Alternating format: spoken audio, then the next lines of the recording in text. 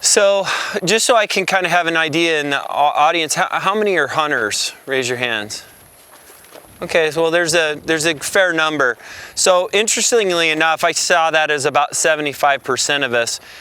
It's only 7% of the United States hunts. And we're the second highest per capita hunting rate here in the state of Idaho at a whopping 17%. Montana's number one at 22. So that means that the rest of the United States, it's lower than 10%, understand kind of who we are as a population, and imagine the demographics on people who understand pack goats. So when you merge those two worlds, I feel like, you know, you guys, in all sincerity, when Curtis asked me, I think my first thing is that I don't know if I'm qualified to speak on pack goats that much. I think what I am qualified to tell you is kind of what I found didn't work and what I did to solve it. And I think some of you are going to shake your head and say, yeah, I tried that too and that still didn't work. And I'll probably have a lot more evolution to go here. So I really am sharing what I'm going to share with you today coming from a place of real humility that realizes that I still am learning a ton myself.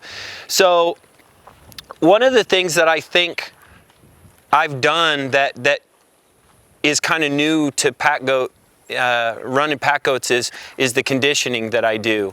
And the conditioning that I do is I train my goats on a conditioning level the same way I train myself. I compete in a national competition every year called Train to Hunt. And Train to Hunt is where we run up mountains and we shoot our bows and we have 80-pound backpacks and we run a 2-mile course and we drop and do burpees and we do all this different stuff that's core strength and fitness and cardio at high elevation. And we're running these contests at 8,000 feet and doing multi-mile courses, and it's 20 minutes of pure hell 3 different times over 2 days. And so, and at the same time, you're trying to shoot accurately and control your nerves and all those things that need to be done in hunting. But I took the training that I did for that and I said, okay, if I'm going to expect my goats to keep up with me, because I'm an impatient guy, that when I read that thing, and I think you guys have all read the same thing, that says, pack goats are kind of slow and need lots of breaks, so smell the flowers. Who's heard that before? Right? Well, I didn't want to smell the flowers. I wanted to go hunting, right? So what I did is I assumed that that was potentially the rule with a out-of-condition goat, but what could a really in-condition goat do? And then I figured out, well, how can I do that? And I started out loading the packs up to 35 pounds, and that was the way I conditioned in the beginning, was with loaded packs. And then I saw somebody say, well, you should probably try it, I think it was in one of the chat streams, you should try it without weight and increase the intensity. And I went, hey, that's what I do. Well, yeah, why don't I do that for my goats the same way I train myself? So then I started running. And my goats are trained to keep up with me even when I'm running. So with packs and being on the trail, my biggest problem is that my goats are up my butt the whole way, not that I'm trying to keep them to keep up with me. My goats are gunning to get ahead of me, and that's my biggest struggle that I get with them, is especially when I start off on a trailhead that's a road, and then I got 5 abreast and everybody's gunning for their chance to get ahead. And you guys know, how many of you know that? Yeah, okay, yeah. So that's what I deal with more than a lagging goat. So the conditioning that I do is I try to never let my goats get out of shape. And the best example I have of how long it takes them to get back into shape is I got a chance to run an A test and a B test. And that A test was I had highly conditioned, completely in shape, never had gotten out of shape goats from the previous season. And then I brought in 3 brand new pasture potatoes into my string that I needed to catch up. And I went for that 3-mile run that I do, and it has about 500 feet in gain in it in the Boise foothills. Just so you know, it took, with running once to twice a week, it took 3 solid months for those other 3 to catch up to the rest of my string. So it wasn't kind of just a couple of weeks, it was 3 solid months of going out once to twice a week to get them to catch up. So I think what's happening for a lot of people that don't necessarily want to push their goats to that level, and I'm not saying all of you need to do what I'm doing, I'm just saying there's something up there that still has yet to be discovered, I think even by me, is that goats that are in high levels of condition, I think most of us, if we're hardcore trail packers, are actually only brushing the edge of that at the end of the season. We're finally seeing it at the end because we got 100 trail miles in them. But it takes a lot. And I know you guys have way more than that. That's one trip. Right. So I think that a lot of the conditioning stuff and what's possible is one of the things that I guess I'm doing a little differently. And it's super necessary because the majority of the time my goats are what I call vulnerable, right? Because one of the things that pushed me to do this is that I felt scared to hurt my goats. I saw several goats with elk on their back, 50 pounds, tumble over deadfall, and went, wow, if that would have gone just a little bit differently, I would have had a broken leg, and what would I have done then? And I love my goats, and I knew that I was pushing some goats beyond what they were capable of just genetically, and I needed agility and athleticism, and I needed certain characteristics for the main thing that I think is the biggest struggle for goats, which is deadfall.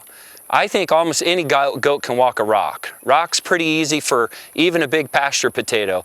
But when you put any goat on a slick piece of deadfall, it's not that we need to teach them how to climb, we need to teach them how to fall. Because they're in this controlled state of fall. If you watch even those goats on those cool videos that you see in trees, the amazing moment in a goat is not when he takes that step on the limb, it's when he takes the step on the limb and he slips and catches himself.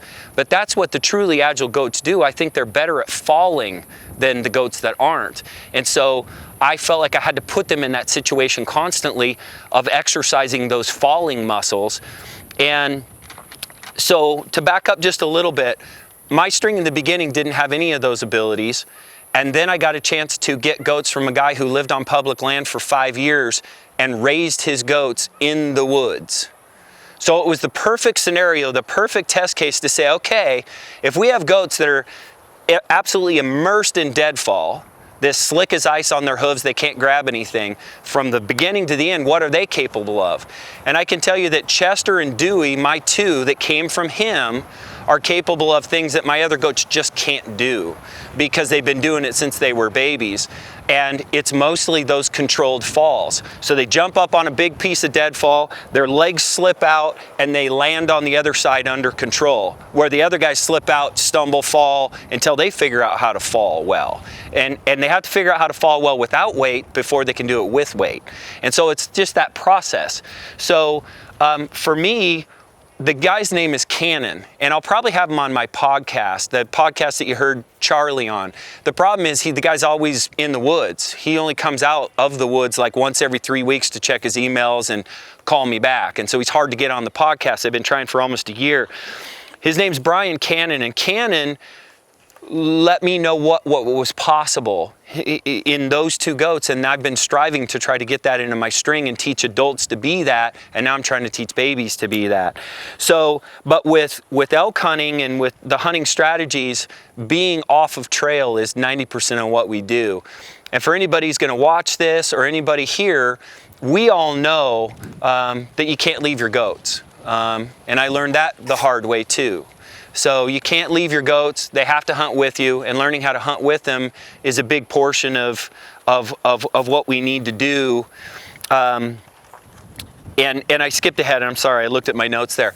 So we were speaking about agility and the training side of it. The only way I felt like I could mimic what Cannon did, because I'm just not willing to live on public land and forage for my food, but the only way I could do that with the goats is to try to create that environment in their pasture. So how many of you seen the video that I put together with the thing? How many of you seen that?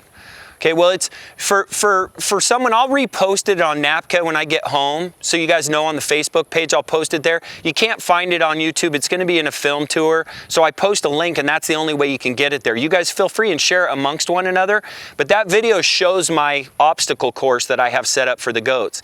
And I set that course up intentionally, hoping that they would play on it and teach themselves how to navigate it without me having to be in the woods all the time. How much land is that? You know, I live right in the city. I have an, yeah, I have an acre and a half. Yeah, so yeah, I'm really snuggled in. But what I did is my neighbor had a stump getting cut down, like a big giant tree, and that stump, I asked him if I could have it, and he said sure. And just so you guys are aware, those guys, the tree cutting services that cut down big people's tree, they just take it to the dump and they wood chip it. It's actually cheaper for them to haul it to your house and dump it off at your house. So I had them bring me some giant stumps, and I mean, I have a giant one that's like from here to there, and it slopes down each side, and when a goat stands stable on it, he slides down, which is perfect. That's exactly what I wanted. I wanted them to be unstable while they were playing and recreating. And then I created a bridge and then a big pile of wood, and then another bridge to a laying deck, because I knew they'd want to lay up high. You know how they always want to get there, and I wanted to make it hard for them to get up to where the premium spots were. And then I have 2 stumps that they have to actually jump to get to that are also at angles, and they're slick. And they play on everything. Now the babies actually hit one end at a full run and run all the way to the other end already. So that already did it. I mean, they're there, and I didn't have to teach it to them in the woods, and they were learning it and exercising those muscles in the pasture every day. We'll see what the long story is, but I think my hope is that I'll achieve the level of agility that I have Chester and Dewey in there. Now, the only thing that can't happen that Clay's so famous for saying, I've read it several times, he told me on the thing, the way to make a great pack goat is put them on a trail, and that's right. So they still got to get into all those experiences and what they can do and going under structure and over structure and finding smart ways around and all that different stuff. So that was one thing that I think has been really huge for hunting, is creating a really cool obstacle course for my goats to run in the backyard. Now, as far as, there's 2 different models that I use for hunting with goats that I use 2 completely different strategies for. Now, as an elk hunter, I'm a bow hunter, so everything's close up. Rifle hunting will be the same principles, but a little bit easier because you don't have the proximity issues. So when I'm using calling strategies with elk, hearing elk is a critical component to it. And I'm as anal and weird about hunting as you probably imagine I am. I'm pretty OCD. And for me, I already am hard of hearing. Bulls are already hard to hear, and it's super critical that you hear one to be successful. And so when I'm hunting with somebody who I get ready and I rip off a bugle and he's opening a cookie or getting a package out, or he's even slightly shuffling his feet, he's gonna get the stink eye from me in 3.2 seconds because I can't hear. But now I had 6 goats doing it around me. Whoa, I tell you, that just didn't work. So what we did, because I'm almost always hunting with a partner, is one of us would walk away. So we had one that was clear listening and one that was with the goats. Because if you separate, they're never going to separate. They're going to go with one person or the other. And so that's what I would do. And I'd often fall one back and one forward, so that forward one could even hear out front better. So that was one way I overcame it. Now, when I'm hunting with goats for elk and I'm calling elk in, I prefer to tie up my goats in the area that I'm hunting. So I'll roll in, rip off a bugle, he responds, I know there's a bull 250 yards, I'm gonna move in another 100, tie up all the goats, pull up forward another 75 yards, and then I'll work that bull from there. So that's kind of my strategy of doing it. Now, people always say, well, are the goats a positive? I honestly think they're a neutral. I don't think they're scared of them. I don't think they're attracted to them. I think they're a neutral. I think they'll make them hang up more. When a bull's coming in, it's going to hang up more as it's coming in because it now has auditory confirmation of where that sound is coming from, because the goats are always shuffling and eating and making noise. The other thing that I do is I hunt with just the saddles on. I carry the panniers in a little teeny, that I use a lot of the Northwest Pack Goat stuff, and I'm designing some stuff with Matt Lyon and Charlie and these guys, trying to get some stuff that's gonna work a little better for me. But I stuff my panniers down inside of that little sleeve and then roll it over. It doesn't really fit well, but it fits. And then all I have is a saddle, and the panniers are ready to pack out a bull when he hits the ground. But they're also, that Cordura is so freaking loud, and it's a very human noise. It's a very unnatural noise, and I don't want that. And in fact, fact, I've thought of trying to design a fleece liner to go over the saddle just so that portion of it's quiet. And then I also eliminate any jingle in their tags or in their collars or those sorts of things, anything unnatural. But a goat's natural movement through, I think, is very natural to an elk. But the problem is he then affirms that's a location. So he walks in and he goes, boom, there he is. And if I'm standing in front of those goats and they're 10 yards behind me, now he's got me too, right? So that's why I prefer to set my goats back. And two, guys, GPS your goats. So the second I tie them up, we GPS them, and then we work that bull in that little area and we work back. Now, I've never had problems finding them, but sometimes I have had to look a little bit because we've been working a bull. And I don't feel like that strategy is unsafe for the goats, and that's the reason I make these. This was one thing that made my life easier, especially for the kids. Tying up goats for a kid is hard. Tying up goats fast when you're trying to kill a bull that's running in is also hard. So I designed these because it was super quick. This is always attached to their neck. This is always to the saddle. I pull this off. The nice thing is I can wrap it around a tree, go like that, and I'm in, right? And I have lots of different size variations. So if you look at this, I can wrap it around the tree and go here and give them, go here and give them a long lead, right? Or if the tree's really small, because that's the thing, you deal with different diameters, right? And it's a pain in the butt. So if you got a big tree, this is how I tie it, because then you're gonna have a large diameter and he's gonna be right here. But if then I have a small teeny tree, what I do is just hook this into the collar, and then I've halved it. And the other option I have is I have the option to wrap it twice. But all what I'm trying to achieve is the ability for two guys to tie up 6 goats in less than 30 seconds and have it be really fast and let's go get them. So this thing was a huge thing for 2 reasons. Number 1 was speed, but number 2 is giving the kids, my sons, the ability to tie up goats really fast and easy and help us out. So. No, I just make them. So you know, this is Home Depot rope. This little knot, I Googled how to make it, and I'll show you guys how to do it after. It's really super simple. And then I would love to afford all of these, but I'm not a super rich guy, and these are expensive and these are cheap. So I go kind of half and half. I should just do them both. I actually find that the goats, I don't know how the hell they do it, but they can get out of these. I don't know how the hell they do it, but they can get out of them. These I've not found that they can get out. So boys, what's the rule? What always goes to the goat? This one. Okay, this one always goes to the goat, this one goes to the tree. And I don't know how they get out of these, but they do. So anyway, this is, they are, I think they're magic. I really do. I think they're magic. Yeah.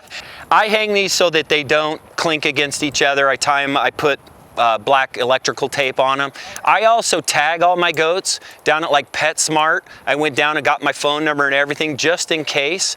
And then I tape those to their collars as well. So that's just another thing that I do to make sure. So that's my calling strategy. Now you should know I've had bulls come in and stand right next to my goats before. They see them as neutral, they see them as another critter, but they're not attracted to them. I would never think of them as a decoy or an attractant, and I don't think they work well for that. As far as meat, so my meat strategy is that when you have a big monster packer, Max, I like to really put meat on an animal, because meat's a different load, guys. It's a different load. Pardon me? I call it a dead weight. Correct. Yeah, it's a different load because it's squishy and it's shifty and it's spongy. And the way you'll instantly know the difference is put a 80-pound rock on your back and put 80 pounds of meat on your back. It's a whole different load. And so it's different for them too. And I don't think a lot of the panniers currently are designed to hold meat well, right? Because it's a small load. I mean, you gotta remember, if I'm loading up my big monsters and I'm putting 60, 65. I'm almost never going to do a 70-pound. I'm not. 60, 65 is my max. We weighed out 2 bulls last year, and that's the nice thing about all our scales and weighing out panniers. The one bull that we killed was a 300 class bull, which is a good 4.5 to 5.5-year-old bull, and he was 267 is what he weighed, boned out, no bone, just pure meat, and then the other one was 242. So call it 250. So you need 250 pounds in goat power to pack out a bull. And that's going to be 30 pounds on some of your bigger goats on each side, which don't forget, 30 pounds of meat is only about this big. It's a little bigger than a bread loaf. So there's not many panniers out there that can really hold a bread loaf that's heavy and dense in a secure way, especially in steep grades. So when you're going down, one of the problems is that load wants to come up over their shoulders. Not that the saddle does, and not that the britchin doesn't do its job, but that load wants to flop forward. And so that's where things like Charlie's Acid Rain, the double cinch is really, really important, as opposed to just that single middle cinch, which I do in a little adjustment with bungees to bring it back behind the sawbuck, and then to kind of pull it into that back sawbuck if I know I'm going to be packing out downhill the whole way. So I strategically load my meat in different ways. Now, does anybody want me to explain what I can without cutting a piece of meat, what my bone and butchering procedure is? Do you guys have curiosity of that? Is that something that you guys... Okay, let me just do real quick. You can break down a full bull, and there's lots of videos. It's called the gutless method. And the gutless method, you can get every speck of meat off of an elk and not have to gut them. So you can take every piece of meat off their body, including the inside loins and the cavity, without gutting them, and you'll get all the meat that you need, and you can pack it away. But that's what you have to go down to goats, is just pure meat. And one of the issues that you have with that is that you're carving in portions the rear quarter, because the rear quarter is going to always be over 30 pounds. So in that rear quarter, you're just going to follow muscle structure, right? Each muscle in the leg has a division. And when I'm boning it off, I lay out and I basically do an x-ray in my mind of how that bone lays. I lay across the bone, flay it off the bone, now I have a big hunk of meat, and then I separate it in muscle structure. So I try to keep the biggest pieces of muscle I can for butchering to have it go well, but remember, that's also what we're going to be putting in those panniers. So what I use, every one of my panniers has a garbage bag in it, and not big heavy duty stuff, just a simple little kitchen garbage bag. And the other thing I use those artificial tag bags or caribou bags. I prefer tag bags. They're super strong, they're washable, they're reusable, and if you get the mule deer pack, the small one, it's called the bomb pack, B-O-M pack, the bomb pack. It has 6 little bags in it, and it's made for a mule deer, but when you're breaking them down an elk small enough for goat panniers, it's perfect. And you have 6 bags, so you have 2 packages of those. Now remember, if you're gonna pack it out, 250 pounds of goat power is 5 to 6 goats, 5 giants or 6 pretty good ones, right? So that means you have 12 packages. That means you're gonna need 2 of those. Right, that's 12 game bags. So that's what you end up breaking it down to, is 12 separate packages, and then putting it in there. Mule deer are actually quite easy. I packed out all the mule deer I've done on 2 goats. I even packed out a doe just on 1 and didn't bone it. So we did the whole doe on 1 and had legs hanging out, and it was a pretty cool video and fun stuff that way. Does anybody have any questions on the meat side of it? Because that can be kind of confusing and a struggle the first time you do it.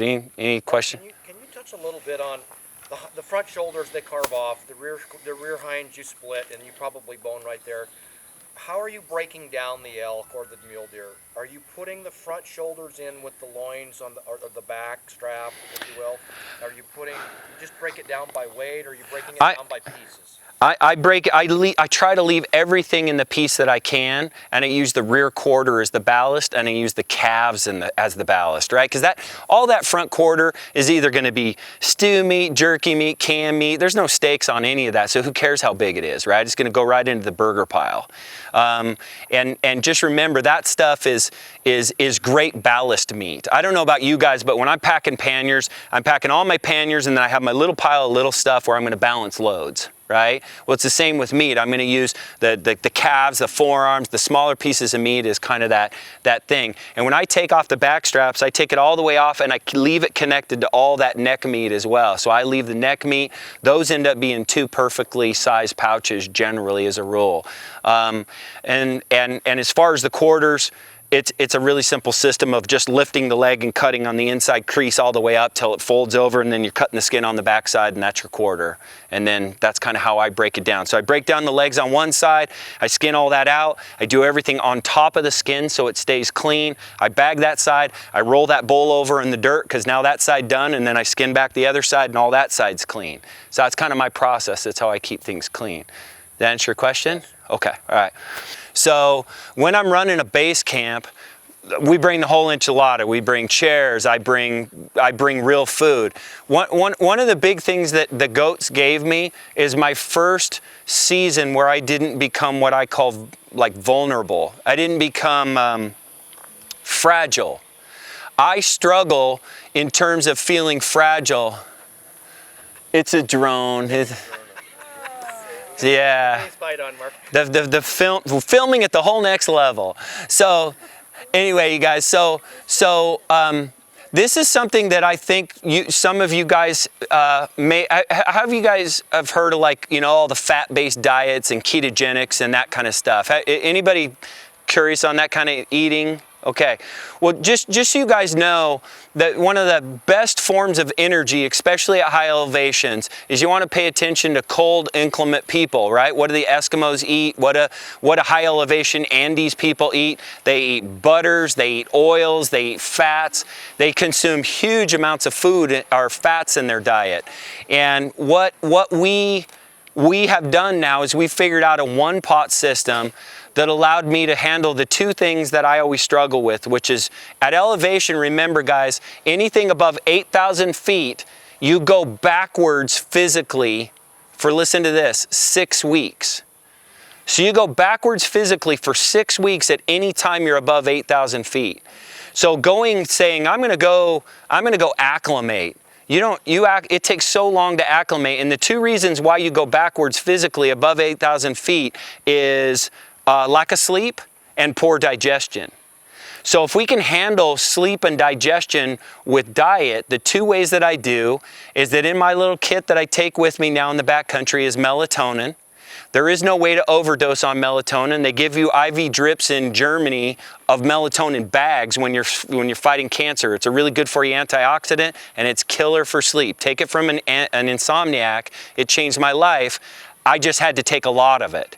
So I pack melatonin, and that's why you have trouble sleeping at high elevation. And number two is I take an incredibly high-fat diet in at elevation. Those two things made me, number one, not lose weight, and number two is not lose heart. Because I have to be mentally strong, emotionally strong, and physically strong after about day 3. For me, I start missing my family. That's where I struggle the most, is I miss my family. That's where it shows up. I get beat up and I want to go home. This year was the first year because I got good sleep and because I ate good food. The good food side of it was taught to me by Cannon as well. I kind of got a man crush on this guy, Cannon. He's a stud. You guys, if you listen to my podcast, make sure you listen to the one with Cannon. Cannon, what he does is he uses a one-pot system. So, and I posted my one pot on my sauerkraut and pork roast the other day. If you guys look at that, there's nothing hard about any of it. His basic element is fat, protein, and root vegetables. That's what he looks for. So he wants root vegetables, potatoes, beets, yams, carrots, onions, and then he wants proteins, which would be a meat, and then he gets fat done with rendered lard. So he literally brings jars of rendered lard in there. Now we choose butter. And so for every pot we'll cook a brick of that Kerrygold butter in there. It's delicious. Now be aware, if you're not used to a high-fat diet, your body actually has to get used to it. It's not something you can just dive into. You actually have to get your body used to processing fat, because we've all taught our bodies how to process sugar and protein. Now, almost none of us process fat anymore. A great health mentor to me one time said, we made the greatest mistake calling it fat. If we called it awesome, everybody would be having a lot of awesome. Because fat is super good for you, and it's just, there's good fats and there's bad fats. So organic Kerrygold Irish butter is tremendously good for you and a great fuel source. So we put a brick of that in there, and we throw in all our root vegetables, which are all dehydratable. okay? And we throw in some meat. And I take in my meat into the backcountry by freezing it solid with dry ice. The dry ice lasts about 1 day, but it freezes that meat at 65 degrees below zero. And so it then becomes my ice. And it can keep, we still were thawing meat at 7 days later in the backcountry from 5 pounds of dry ice in the bottom of a cooler. Now Charlie has a soft bag that's got me all excited because the only cooler that'll fit in a pannier is a little thin, crappy wall green cooler, that little square one made by Coleman that's got a wall about this side. When I put dry ice in it, the outside of that cooler gets frosty. That's how good it insulates. It doesn't insulate for crap. Right? That's right, yeah. I actually wrap it in the goat coats as well, is one of the ways that I kind of keep it in there. But then you got this big square hard-sided load on a goat, and it's always, I have to have one goat that I load those cooler loads on because he's the one that gets used to that really hard-sided load. But that's how we haul in meat, is to freeze it with dry ice. And I'm really excited about Charlie's cooler because now I think we have a soft-sided bag that's got this much layer of insulation on the outside, and it'll be an answer to one of our biggest struggles. The only thing I like about the hard-sided cooler is it allows me stuff to protect things that's squishy. Right? I still like to be able to protect my eggs and my bread and that sort of thing. But that one pot system for stew, chili, sauerkraut, mashed potatoes, curry, and we make a Mexican dish too, like just a bunch of burger and just everything that you throw in there. Cannon's rule is this, is that if the meat isn't tender enough and if it doesn't taste good enough, then boil it for another hour. And he's right. It's unbelievable. And so what I do is I eat a big breakfast. So my breakfast is we home make a thing of, what's it called, honey? Granola. So we make this homemade granola that's super focused on fats rather than oats. So it's seeds, pumpkin seeds, almonds, all the fatty seeds. So now we're getting a big fat bomb for breakfast, and we milk our goat for the milk on that cereal every morning. So that's breakfast.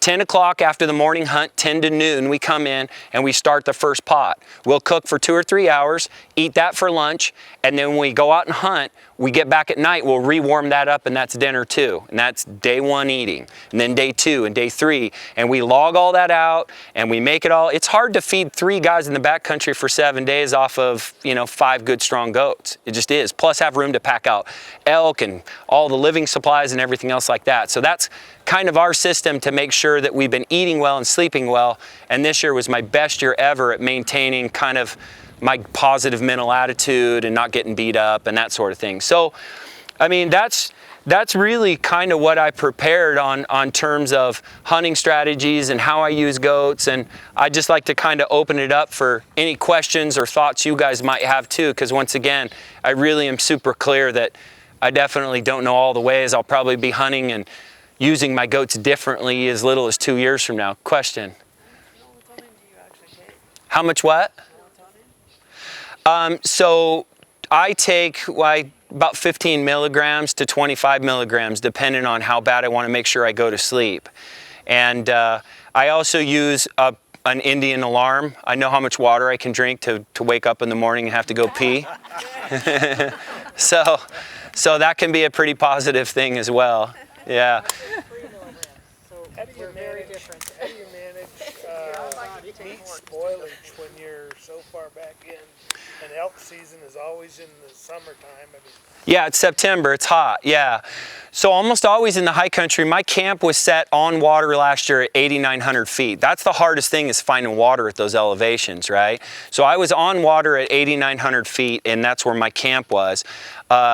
We had no problem, and I almost never do any elk season cooling it down overnight. So almost always during the night I can get it cool, and I can find consistent shade to hang it in that'll give me 3 or 4 days of time. That particular season, last season, we were prepared to haul it out and then drive it out if that's what we needed to do, but we didn't need to because we had cool enough nights. Just to dispel rumors, I've had some really good friends with butchers and that sort of thing. The rumor that hanging meat helps like it does cattle, hanging meat is a process that is an ultra refined science of moisture, of temperature, of drying time, all those different things. It's like a fine balanced orchestra and a super precise science. We are not achieving any of that when we hang our meat in our garage. So feel free and butcher when you get it home, because it makes not a lick of difference whether you do it when you get it home or when you get it back 5 days, or you leave it in the butcher for 2 weeks before he gets around to it. In my opinion, the reason butchers leave your meat hanging is an excuse that that's how long it takes them to get to it during hunting season. That's me. I think some people will disagree with that, but I've done the research on it, and again, aging meat is a super ultra fine science to do it right, and I guarantee just sticking it in a cooler with a bunch of other elk ain't how to do it. That's just me. Any other questions? Yeah. I got a 3-part question. So if you could go back and touch just a little bit more on your conditioning program. I understand you run a lot with your goats. How often do you do that? Or do you put any packs on them when you do that, or is that just strictly go out and run with nothing on? Right. How many conditioning hikes are you doing with your guys to get them ready for a hunt? What are you using for weights in your set on your panniers or in your other saddles to get those muscles in condition for the pack? Second part, it sounds like the perfect pannier for hauling meat has not been designed yet. Right. So that's an interesting topic, and it sounds like I talked to Rex Summerfield years ago. He said 6 was a great number for hunting elk. 6 goats. It sounds like you're having the same experience. 6 to carry everything out, or 4 to carry everything out, and 2 to carry your gear for the day. So my goal is always, so I count myself as a goat on the way out. And you guys should know I always pack a full capacity, ready to take over for a goat if he gets hurt, or ready to take over for somebody. I have a full pack empty on all the time. So everything's there ready to take over in case somebody falls down, or I dump a bull. I need to put camp on my back. They need to put a bull on their back. So I like to run 6 as well. I ran 5 good packers and 1 milker last year, and I kept everybody consistently loaded, too heavy in my opinion, for a long-term pack life. Right? I think all our goats can handle a lot of weight. The question is, how long over their lifetime can they handle a lot of weight? And I think if we take care of them like we do ourselves and try to minimize loads, then we're going to get a longer pack life out of them, and we owe them that. They work their guts out for us. The other thing I think we owe them is conditioning. So I'll bring that back to, again, I train my goats like I train myself. At 40 years old, I literally almost whittled a crutch to walk off the mountain because I was suffering from devastating knee pain and thought I had blown out my knee. I went into the doctor, he did a full MRI, he did all this stuff. I said, something's wrong, stick a needle in, stick a knife in, do something because something's broke. And he said, nope, you're just out of shape. I said, well, come on, you can't be right. And he goes, yeah, you're 40 now, Mark. You got to remember, you used to play sports to stay in shape. Now you got to stay in shape to play sports, right? And so that was a real eye-opener for me. And the craziest thing was that to keep my knee healthy, the one that I thought was broken, I had to do deep squats with weight. Right? I couldn't just run. I had to put weight on my back and do this thing because I had to support that knee capsule because I didn't have the musculature not to have it jostle around anymore and create knee pain. So I needed strong muscles to support the joint that used to support itself because I was younger. So in the goat world, I think that some of those things apply as well.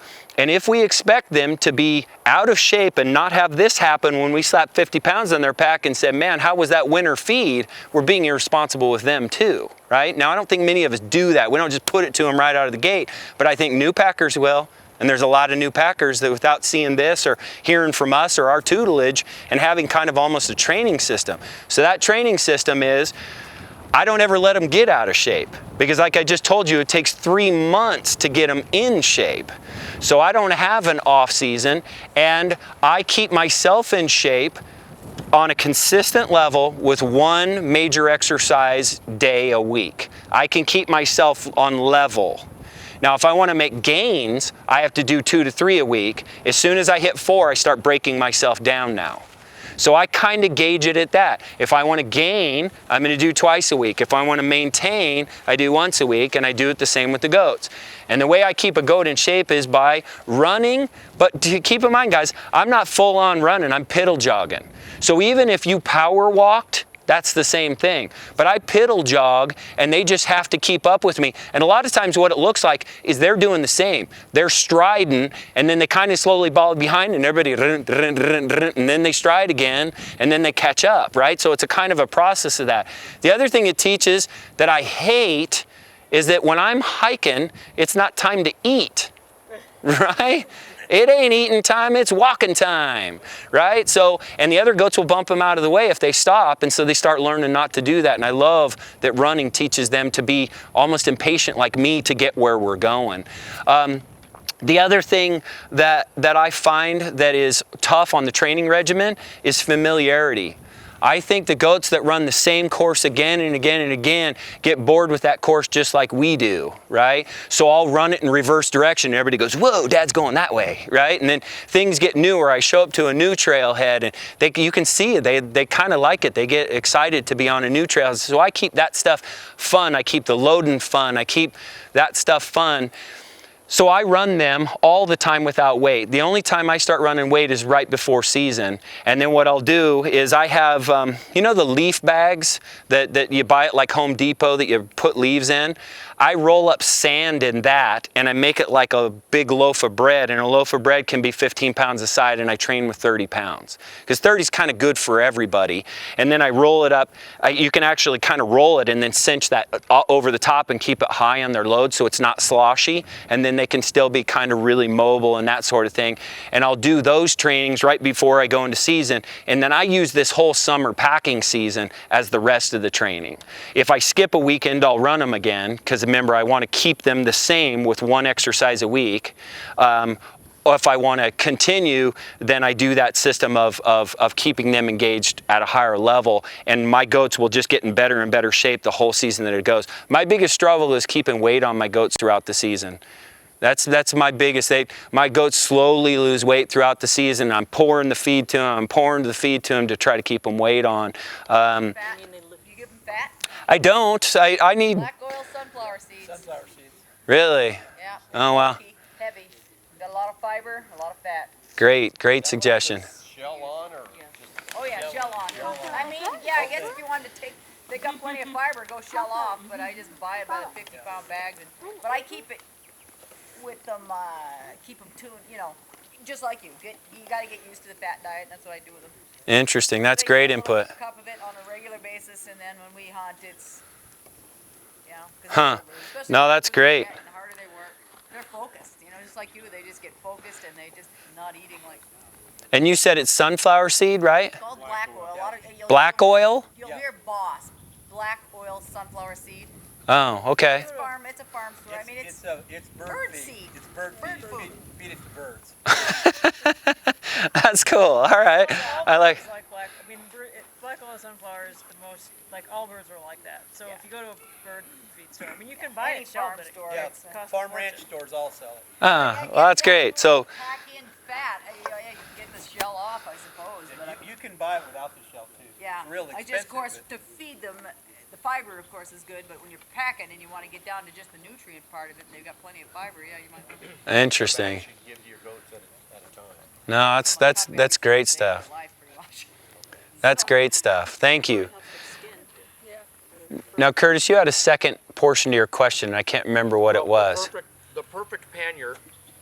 And then, Mark, could you touch a little bit about on the tarps that you use, how you do it, why it's so critical to have them, especially in the backcountry, Okay. how you set it up, even if it's just a verbal demo, Okay. and why you just simply have to have that with you. Okay. All right. So I will tell my fail. Here's a fail. I thought my way around of hunting with the goats, because again, I'm a bow hunter, and it's kind of a sacred, my whole being quiet in the woods is a sacred thing to me. I take hours and tons of time and energy being quiet, right? And that takes a lot more time and energy and spirituality and all those different things to do that, to maintain that for hours on end. And then when I had these loud things with me, that really disrupted that mojo for me. And honestly, As a hardcore hunter, I'll tell you, the reason I hunt with goats is because I love goats. Not necessarily that they're the ultimate sword of truth to become a better hunter. Now, they do get me into the backcountry eating better food and more comfortable, but I hunt with goats because I love the goats and I love that they get my family back in there. So let me clarify that. Number two, to answer your question, the perfect pannier I'm working on. Because I think, personally, I think the days of a sawbuck on a goat, I think a sawbuck's a silly thing. And the reason I do is because we don't need vertical things, because we have a stock animal that one of its greatest tools, it can go under stuff. Why would we limit its ability to go under things with two big things sticking up? So I think we need to pull that part out of it, and I think we need to make things that go through brush better and slide through things, because goats struggle. You guys see them in the brush. They struggle to get that load through. If we actually teardropped it and made it shape proper, then it would be great. And the other thing is, if we could actually secure dead meat better with a good strapping system built in, then I think that would be great. So I think there's multiple different things that can do, and I'm working with Matt Lyon on kind of a design and see if he can put it together, and we're seeing what we can get kind of put together on that. So let's get to your tarp question.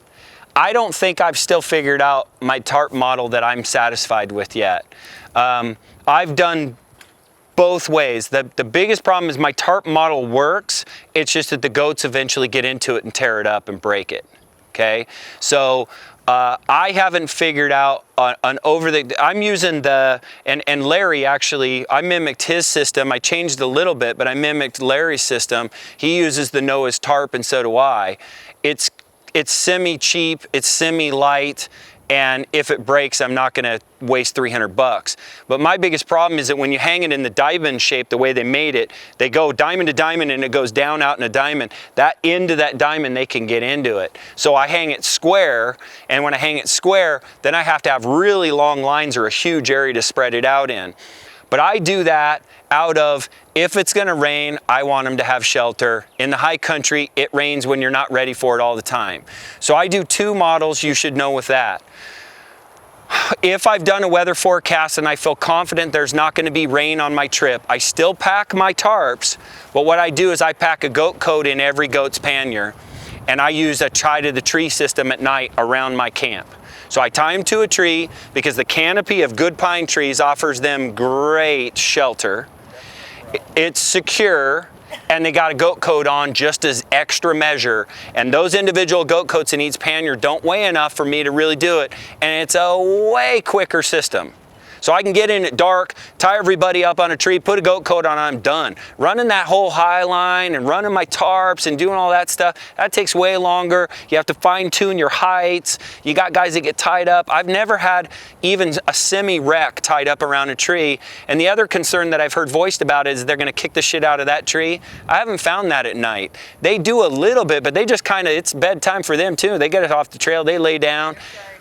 Yeah, they lay down. So I like that system for ease and for lightness and just for general overall comfort for the goats. And the other thing that I think that we do is that we love our goats to this much, right? This much. And I think we forget that they're wild, vivacious, ready to survive in the wilderness, better than us critters. And 99.9% of the time, we overkill those goat coats and being concerned about how cold they get. They are vivacious. The guy who I just told you about lived off of public land for 5 years, winter and summer, never owned a goat coat. Okay, and he lived at high elevation all the time, every year, Arizona. He literally used to have his goats fight over who got to lie on the fire after it was done every night. Because when it was cold, they piled up around that fire. And my goats still, of his, they're a pain in the butt. If it's cold, they're all like right here, like, hey Dad, what's going on? You know, this is where we're supposed to be, right? This is where it's warm, right? My other goats don't know they can warm themselves next to the fire, but these goats were raised knowing that. So that's just food for thought. Some of you may disagree. I fully celebrate loving your goat this much. I do too. Yes? What goat coats are you using? Are you just using a rain jacket? No, I use the fleece line. My thing, yeah, what? Rex, Northwest. Yeah, the Northwest, yeah. You've got good coats. Yeah, I like the fleece line. I've had one of them rip one. Other than that, the durability has been good. And I'm not really ever concerned about overheating, so why get a tweener? I see the rain thing as a tweener. If it's raining, they're either going to shelter up or I'm going to put the big coat on them and we're going to be okay, right? So I like the lightness of the rain thing alone, but I figured I didn't want to carry both, and if I didn't want to carry both, I was going to carry the one that had the best warming capability. So that's what I carry. Any other questions? I got a comment. Yeah. I sell kids, and normally I don't sell big guns, but I sold to Mark. And does anybody understand why? Does anybody understand why I sold Mark my personal guns? He loves them. Yeah, exactly. He's testing my boys harder than anybody's ever tested them, and I want to see what they can do. And so I willingly sold my big boys to him, and that's why. I think he's a tremendous asset to Goat Packing, and it's just going to get better and better because of what he's doing. I want to see what my boys can do, and he's going to show me. Well, thanks. I commend Mark and his whole family for what they've done.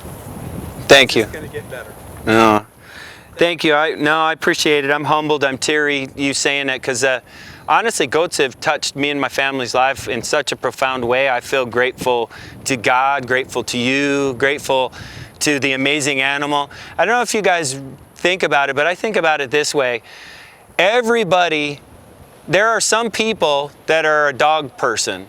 There are some people that are a cat person, but everybody, and I mean every human being walking the face of the earth, is intrigued with a goat.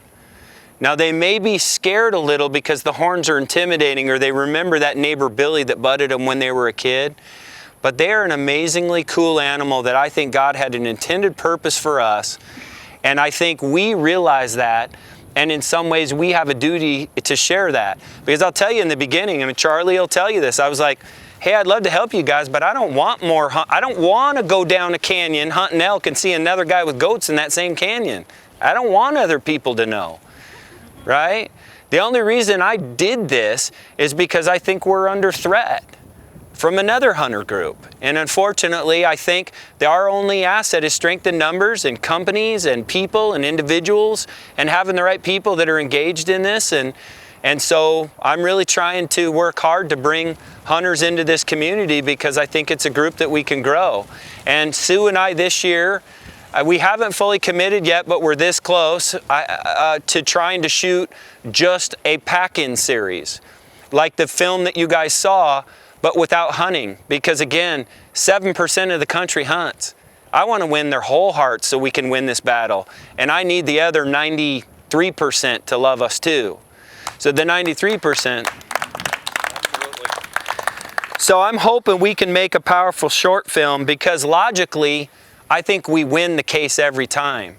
I think we need to elicit the soldiers for our cause emotionally and then educate them logically on the science. And then I think we'll have a real chance for a long-term future in pack goats. I love it so much it scares me to death to think about somebody taking away my right to do it. So I don't know about you guys, but is that everything? Is that? I think you touched on a lot. I got several questions, but first off, let me ask you this. How does goats are going with you in regards to running? Do you think a bicycle, if a guy can't run, is a bicycle an option, and do you think that would be a viable choice to You know, the thing that gave me another thing that gave me the idea of running them is that I had set up on a trailhead that was the wrong trailhead and made a mistake one time, and I knew I had made the mistake by about 3/4 of a mile. Because I was too lazy to load everybody up again, I made them chase me with the truck.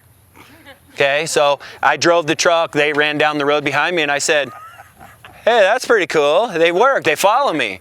So they followed me in a truck, they'd probably follow you on a bike. Next question. I've arrowed several bucks throughout the years, and a lot of times I'll shoot them in the evening and wait till the following morning to get. Mm-hmm. And usually in September it's pretty cold, but I've had some butchers tell me you have to really worry about a thing called bone sour. But I've never, if there was ever an issue, I never noticed it. Are you familiar with that? I've heard of that before, but all that is that's the most inner portion of the meat that has the hardest time getting cooled, right? So that's the center, and it'll rot from the inside out rather than the outside in, because the outside's cool. It's rotting from the inside out. So I think that's still just a matter of getting it cooled. So with me being a guy that bones and butchers, I open everything up, and I make sure when I'm hanging bags, I'm not hanging a giant tube sock that's this big around of a bag of meat. I'm hanging small individualized meat that I actually make spread out and be long. That's why I like the bomb packs, you guys, because they're little. They're like this big, and you actually have to kind of work to get it down in there, and it fills up and it becomes a small sock, and that will cool way down way faster. And very often what I'll do is, instead of hanging it, I'll lay it over the log so you have two compartments, so it even gets that much more exposure to the air. And so you guys know with the blowflies on those synthetics, they can't get through it, and I've had super good luck with them. And the bitchin' thing is they're washable and they don't stink after. So I follow a lot of the same rules, and I've never lost a critter. I just not to rotting. I've never done that. So, and we process all our meat from beginning to end. We grind our sausage, we grind our hamburger, we cut our meat, we wrap it. And I like that. I like that my whole family participates every year in the preparation of our meat. It's an honorable thing. Not that I think taking it to the butcher is dishonorable, but I think it's cool to lay your hands on the critters that you kill and you eat, and you do that. So, did you have another one? I'm good. I can't. Okay. Remember. Everybody else good? So I'm super honored, you guys, and so thankful for all the help. I will tell you that there's not one person here that I reached out to in any way that ever acted like I was absorbing their time. And not one person acted like I was wasting their time. Every single person I contacted in this group shared with me openly and honestly and was helpful. And I talked to a ton of you guys, either through chats. I post stuff on Facebook, and there's 20 answers in 5 minutes. I mean, this group is an amazing group of giving people, and I just can't tell you how much I appreciate you. And I just think what we got here, we just need this thing to be 4 times as big next year, you know? So thank you guys. That's all I got.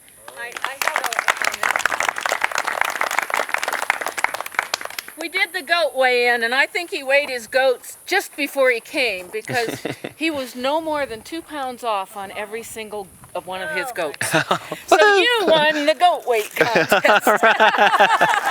Woohoo!